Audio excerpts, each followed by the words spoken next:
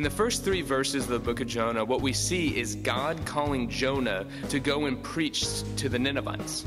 Now, for a little bit of a historical background of who the Ninevites are, the Ninevites are people that invaded constantly the people of Israel, which was Jonah's people.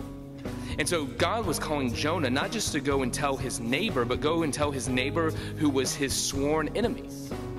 And so Jonah's response was not to say, yes, sir, God, I'm going to go, but to rather go the exact opposite direction of where God's called him to. And so as you read these first 3 verses, ask yourself questions. Ask yourself of what God is calling Jonah to do. Ask yourself why God is calling him to do it. And then ask yourself, what is at the very heart of God with him asking Jonah to do this? And then after that, switch the page. Ask yourself how Jonah responds. And how Jonah responds, how is that similar to how I respond to God when he commands me to do things that I don't want to do?